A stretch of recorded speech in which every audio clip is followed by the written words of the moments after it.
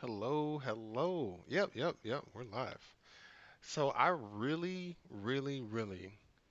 well, first of all, welcome everybody. I really wanted to get this off of my chest because I am so upset. It's so backstory. So I just learned about LA Kitchen, and I believe the gentleman's name was Robert Egger, and he had recently did the same thing on the East Coast. And so he just trying to take that same concept, duplicate it in LA, and there you go, LA Kitchen.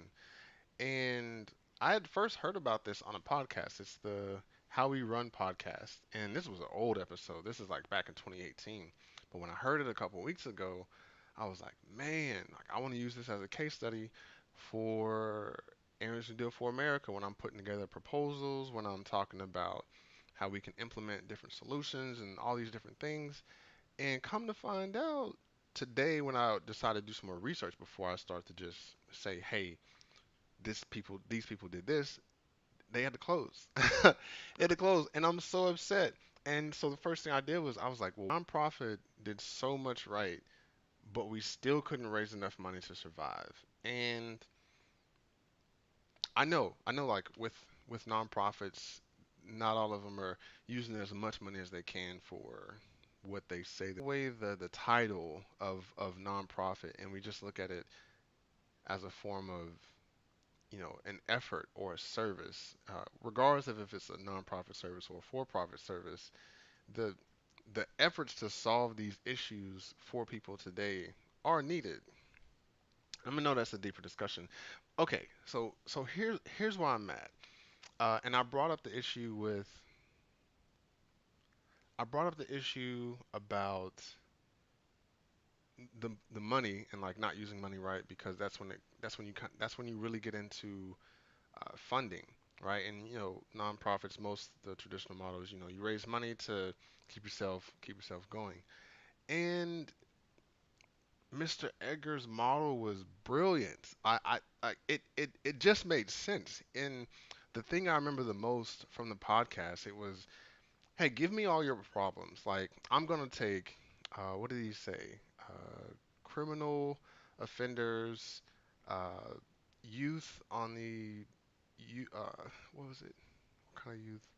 Foster care youth, like about to become of age where they have to leave the foster care, and the elderly, and I'm gonna, and food scarcity, and just like four or five different issues. And he's like, give me all your issues, and I am going to make this work. And he did. Like, I know for me right now, it's still superficial, but the numbers still show that they were able to provide these skills. The people who were the model just worked, but they needed to hit certain milestones in order to survive. And what makes me mad, and this is the second time I've seen this, and the first time I've seen it, I was already I just rolled my eyes, and it's the whole people want to support these big idea projects, and I get it. I get it. We want the most impact possible. I mean, even me myself, like I want to do the whole purpose of Aaron's New Deal for America is to create a national rapid community development improvement effort without causing gentrification or displacement. And so even in myself, the idea grew to that scale, not intentionally, but so I get that part, but the from reading the article, it just so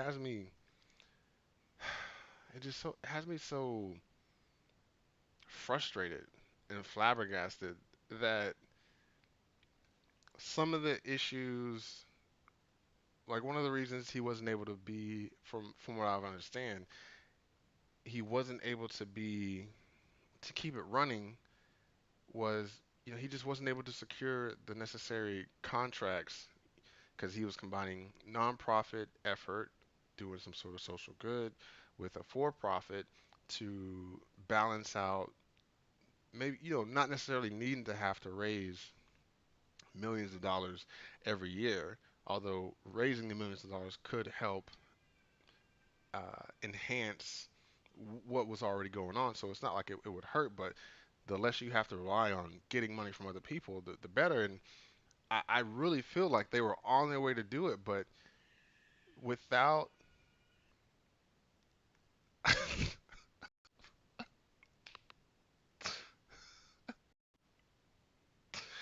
Yo, what in the world?